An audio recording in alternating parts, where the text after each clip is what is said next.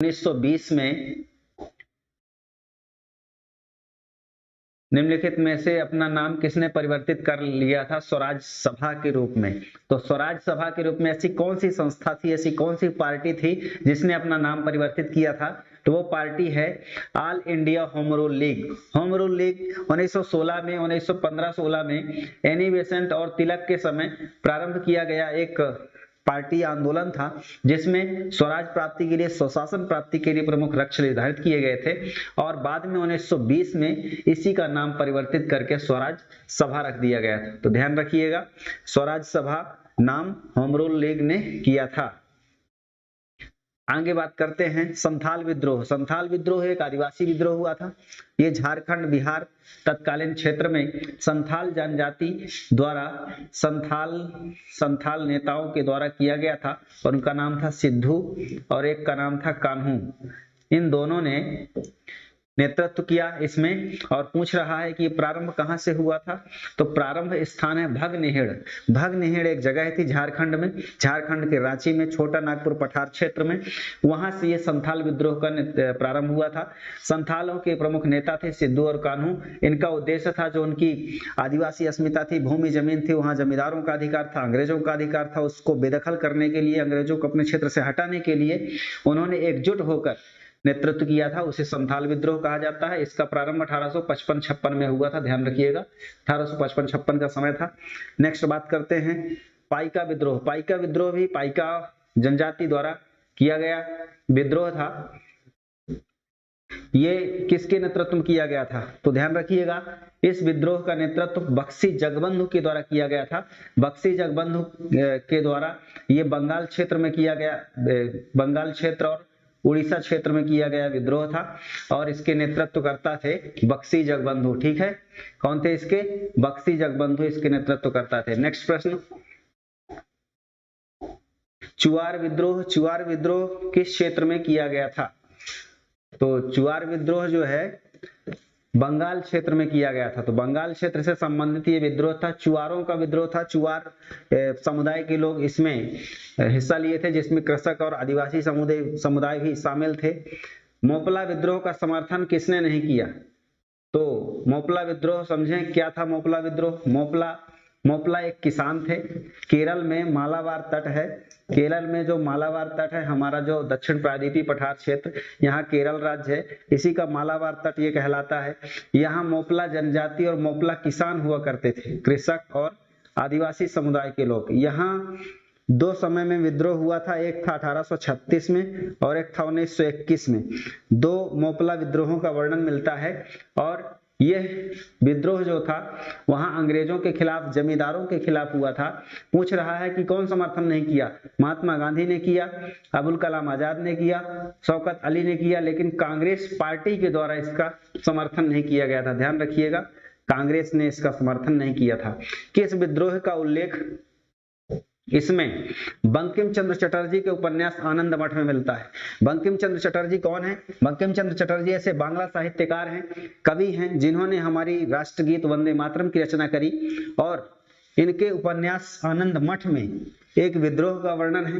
वो विद्रोह है सन्यासी विद्रोह। ये प्रश्न कई एग्जाम्स में पूछा जा चुका है, इसको ध्यान रखेंगे। और एक जो आता है नील विद्रोह। तो नील विद्रोह जो है नील दर्पण नामक नाटक में लिखा गया है, दीनबंधु मित्र। तो डाउट ना होइएगा, दीनबंधु मित्र के नाटक नील दर्पण में नील विद्रोह है और बंकिम चंद्र चटर्जी और चट्टोपाध्याय के आनंद मठ में सन्यासी विद्रोह का वर्णन है। ध्यान रखेंगे। आगे बढ़ते हैं, महात्मा गांधी के चंपारण सत्याग्रह का विरोध किसने किया था? तो गांधी जी ने दक्षिण अफ्रीका से 1915 में जब आए, प्रवासी भारतीय दिवस उसी की याद में मनाते हैं, वहां उन्होंने सत्याग्रह की सफल आयोजन करा। भारत में आए तो चंपारण सत्याग्रह 1917 में हुआ। पूछ रहा है विरोध किसने किया? रविन्द्रनाथ टैगोर ने समर्थन किया, राजकुमार शुक्ल तो उनको आमंत्रित ही किए थे किसानों के नेता के रूप में, राजेंद्र प्रसाद ने भी समर्थन किया, एनजी रंगा ने नहीं किया। एनजी रंगा गांधी जी की नीतियों के खिलाफ थे, इसीलिए उन्होंने उनका समर्थन नहीं किया और विरोध किया। आगे बढ़ते हैं, कौन सा कथन असहयोग आंदोलन के पक्ष में नहीं है? तो इस आंदोलन के संबंध में कौन सा कथन सही नहीं है? 1920 से 22 तक असहयोग आंदोलन चला, बिल्कुल सही। 1 वर्ष के भीतर स्वराज्य प्राप्ति इसका लक्ष्य हुआ करता था, ये भी सही है। इसमें बहिष्कार करने की योजना थी, बिल्कुल सही है। मोहम्मद अली जिन्ना ने इस आंदोलन का समर्थन किया था, ये गलत है, क्योंकि मोहम्मद अली जिन्ना, लाल बाल पाल जो त्रिवेणी थी, और एनी बेसेंट, ठीक, एनी बेसेंट, लाल बाल पाल यानी लाला लाजपत राय, बाल गंगाधर तिलक, बिपिन चंद्र पाल और मोहम्मद अली जिन्ना, इन्होंने समर्थन नहीं किया था, सिरे से इनकार कर दिया था। और यही वह दिन था, यह सहयोग आंदोलन, जब बाल गंगाधर तिलक जी का स्वर्गवास भी हो गया था। आगे बढ़ते हैं। अखिल भारतीय किसान सभा का गठन कहाँ हुआ था? अखिल भारतीय किसान सभा का गठन जो है यह हुआ था लखनऊ में, और 1936 में हुआ था लखनऊ में, ठीक। अखिल भारतीय किसान सभा का गठन 1936 में हुआ था।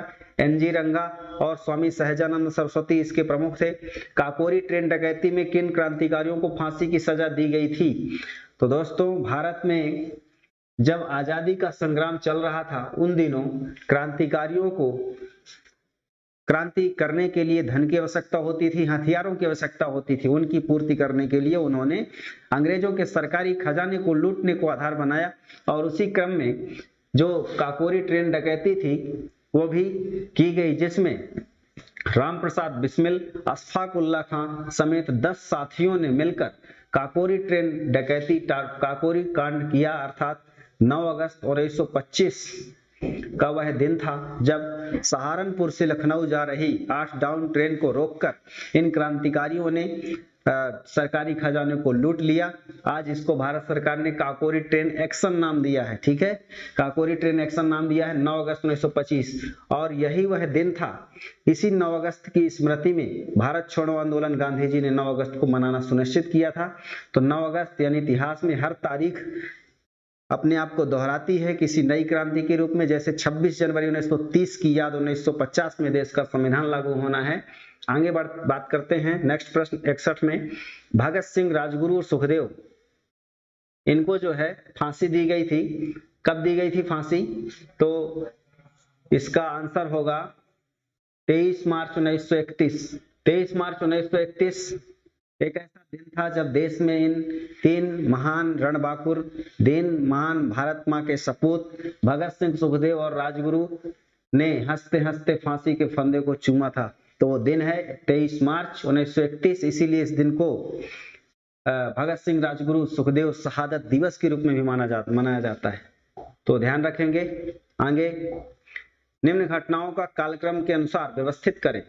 तो ऐसे प्रश्न भी एग्जाम में कई बार पूछे जाते हैं, जिसमें घटनाओं को हमको सीरियल में लिखना होता है।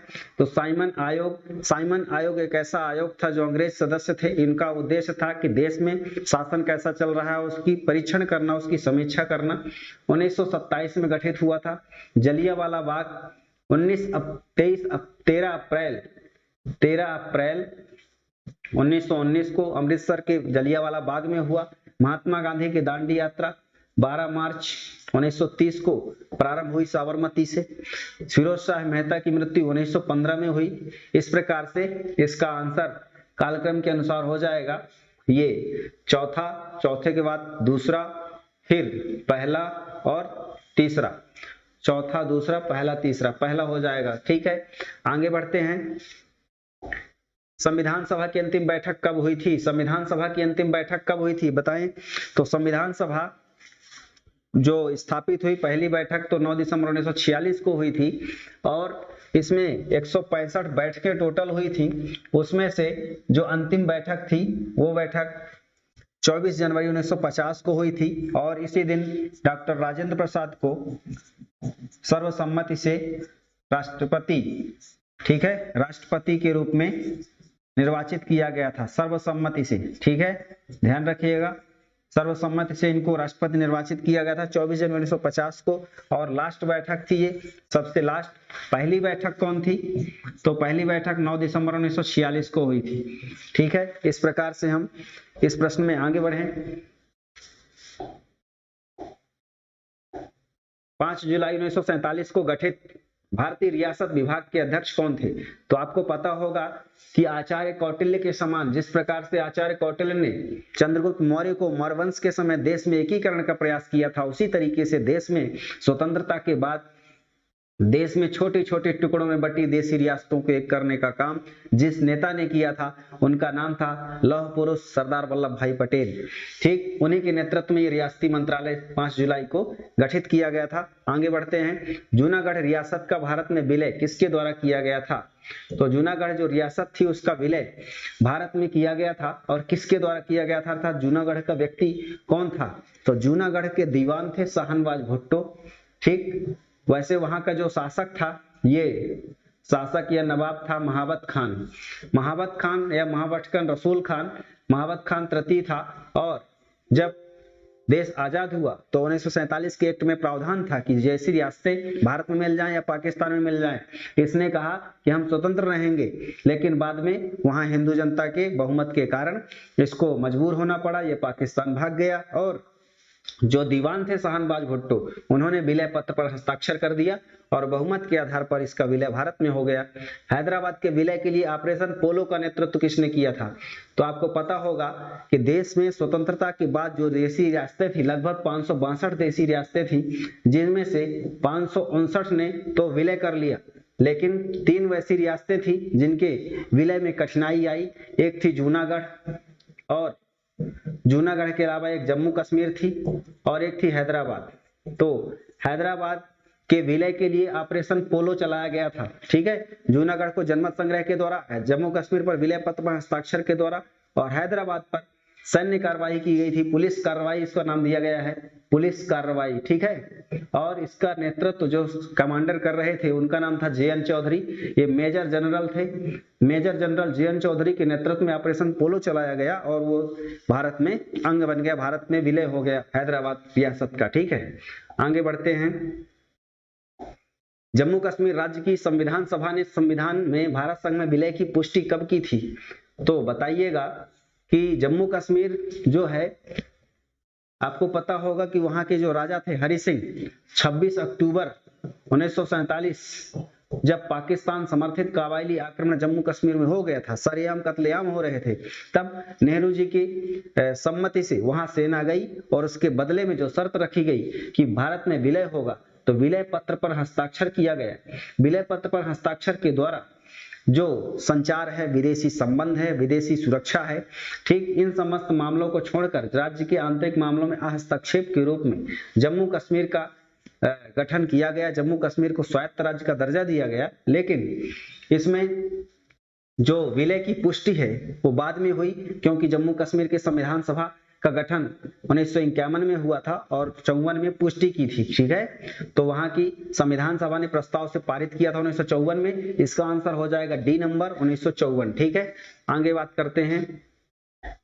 68 राष्ट्रीय कांग्रेस के किस अधिवेशन की अध्यक्षता जवाहरलाल नेहरू ने की थी? तो आपको पता होगा कि पंडित जवाहरलाल नेहरू भी एक बैरिस्टर थे, उनके पिताजी भी मोतीलाल नेहरू जी भी एक धनी बैरिस्टर थे, और ये कश्मीरी सारस्वत ब्राह्मण थे। ठीक, लेकिन देश में जब गांधी जी का पदार्पण हुआ, गांधी जी की नीतियों से प्रभावित हुए और सादगी के जीवन में, जो राजसी जीवन था उससे हटकर एक सादगीपूर्ण जीवन जीने के लिए और देश को कुछ करने के लिए आगे बढ़े, तो पूछा गया है कि कांग्रेस की अध्यक्षता कब की थी? तो कांग्रेस की अध्यक्षता इन्होंने लाहौर अधिवेशन 1929 में की थी।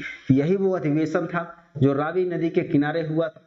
ठीक, रावी नदी के किनारे लाहौर में हुआ था, जिसमें संकल्प लिया गया था कि 26 जनवरी 1930 से हर साल क्या मनाएंगे? स्वतंत्रता दिवस मनाएंगे। क्या बनाएंगे? स्वतंत्रता दिवस, पूर्ण स्वाधीनता दिवस मनाएंगे। और 1946 तक इसको मनाया भी गया। हालांकि 15 अगस्त 1947 को देश आजाद हुआ, तो इस दिन को फिर 15 अगस्त के रूप में नहीं मनाया गया। फिर 26 जनवरी को इसी दिन निश्चित किया गया था कि संविधान बनेगा, तो 26 जनवरी का दिन का इतिहास में महत्व इस दृष्टि से है। पूछा गया है लाहौर अधिवेशन की अध्यक्षता पहली बार की थी, इसके अलावा कब की? तो 1936 में की थी, 1937 में भी की थी इन्होंने, 1936 में लखनऊ में, 37 में फैजपुर में। तो जवाहरलाल नेहरू 3 बार अध्यक्ष रहे कांग्रेस के। आगे बात करते हैं, अगस्त प्रस्ताव कब पारित किया गया था? तो अगस्त प्रस्ताव पारित होने का दिनांक पूछा है। अगस्त प्रस्ताव कब पारित हुआ था? 8 अगस्त 1940 को पास हुआ था, और एक प्रकार से यह सांप्रदायिक रूप से विभाजनकारी नीतियों पर आधारित था, जो देश के नेताओं को पसंद नहीं आया और इसको निरस्त कर दिया गया। तो 8 अगस्त 1940 को ये अगस्त प्रस्ताव आया था। ठीक, आगे बात करते हैं। किसकी दृष्टि में क्रिप्स प्रस्ताव एक टूटते हुए बैंक के नाम उत्तर दिनांकित चेक था? अर्थात एक ऐसा चेक आपको दे दिया जाए जो बैंक डिफॉल्टर होने वाला हो, और उस बैंक का आपको चेक दिया जाए तो उसकी कितनी भरोसा होगा, उसका कितना भरोसा होगा, अर्थात वह शून्य हो जाएगा, उसका कोई महत्व नहीं रह जाएगा। ऐसे ही क्रिप्स प्रस्ताव, चूंकि अगस्त प्रस्ताव आया उसको भी नेताओं ने निरस्त कर दिया, क्योंकि उसमें ये बात थी कि जो है देश के लिए कुछ किया जाएगा, संविधान में संवैधानिक ऐसी व्यवस्था बनाई जाएगी कि उनको स्वराज मिल सके। भारतीय नेताओं ने खारिज कर दिया सिरे से। क्रिप्स प्रस्ताव भी आया 1942 में। इसमें कहा गया, चूंकि उस समय द्वितीय विश्व युद्ध का समय था, 1939 से 45 तक द्वितीय विश्व युद्ध चल रहा था, तो गांधी जी ने उसी मौके की नजाकत को समझते हुए कांग्रेस की तरफ से इस प्रस्ताव को खारिज करवा दिया और कहा, क्योंकि इस प्रस्ताव में ये बात का उल्लेख था कि युद्ध समाप्त हो जाए उसके बाद हम कुछ करेंगे। नेताओं ने कहा कि युद्ध के समाप्त के बाद नहीं, अभी जो कुछ करना है करें। इस आधार पर इसको महात्मा गांधी ने उत्तर दिनांकित चेक कहा था कि यह डिफॉल्टर बैंक का चेक है। भारत छोड़ो आंदोलन के संदर्भ में महात्मा गांधी को कहां बंदी बनाया गया था? तो भारत छोड़ो आंदोलन 1942 में 9 अगस्त को निश्चित किया गया था, और इस समय गांधी जी को बंबई में गिरफ्तार करके पुणे की यरवदा जेल में, यह पूछा जाता है कहां बंद किया गया था, तो पुणे की यरवदा जेल में गांधी जी को गिरफ्तार करके बंदी बनाया गया था। आगे बात करते हैं। पंचशील समझौता कब हुआ था? पंचशील समझौता है क्या? पंचशील 5 प्रकार के शर्तों के आधार पर 5 शर्तें थी, ठीक है, और उसके आधार पर भारत और चीन के मध्य 29 अप्रैल, यहाँ ध्यान रखिएगा ये 29 जुलाई नहीं 29 अप्रैल है, और 29 अप्रैल 1954 को ये समझौता किया गया था कि एक दूसरे के हम आंतरिक मामलों में हस्तक्षेप रखेंगे, एक दूसरे पर अनाक्रमण रखेंगे और परस्पर संप्रभुता, राष्ट्रीय अखंडता की सुरक्षा करेंगे। ऐसी बातें इसमें शामिल की गई थी, ठीक है। आगे बात करते हैं। शिमला प्रतिनिधि मंडल किसके शासनकाल में भेजा गया था? शिमला प्रतिनिधि मंडल जो है शिमला में आगा खां के नेतृत्व में मुस्लिम लीग के द्वारा, किसके द्वारा भेजा गया था? तो मुस्लिम लीग के द्वारा 1906 में भेजा गया था। और किसको भेजा गया था? लॉर्ड मिंटो के समय, जिसमें यह मांग रखी गई थी कि मुस्लिम समुदाय के लिए कुछ ऐसे प्रावधान किए जाएं जो उनके उन्नयन का आधार बने, राजनीतिक रूप से उनको सशक्त करना, जैसे पृथक निर्वाचन सिद्धांत की बात कही उन्होंने, आरक्षण की बात कही, और बाद में उसको 1909 में लॉर्ड मिंटो ने माना भी, और पार्लियामेंटो सुधार में उसने इस बात का उल्लेख किया कि मुसलमानों के लिए पृथक निर्वाचन मंडल की व्यवस्था करा दी। आगे बात करते हैं। भारत के विभाजन के समय जो राष्ट्रीय अध्यक्ष थे वो कौन थे? तो भारत के विभाजन के समय, भारत का विभाजन कब हुआ? तो भारत का विभाजन 1947 में हुआ। 14 अगस्त को 1947 को पाकिस्तान बन गया। 15 अगस्त 1947 को भारत ने अपना स्वाधीनता दिवस मनाया, और यह विभाजन की जो घोषणा थी वो 4 जून 1947 को माउंटबेटन योजना कहलाती है। ध्यान रखिएगा, भारत विभाजन की योजना को क्या कहा जाता है? माउंटबेटन योजना कहा जाता है।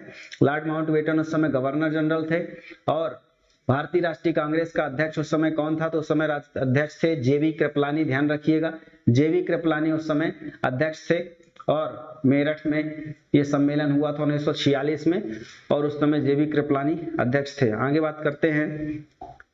भगत सिंह किस आर्मी के सदस्य थे? तो भगत सिंह जो है किस संगठन के सदस्य थे? वो संगठन था Hindustan socialist Republican army. Hindustan socialist Republican army की स्थापना 1924 में हुई थी। 1928 में इसका नामकरण HSRA हो गया था। हिंदुस्तान HRA पहले था हिंदुस्तान रिपब्लिकन आर्मी, 1928 में हो गया HSRA, हिंदुस्तान सोशलिस्ट रिपब्लिकन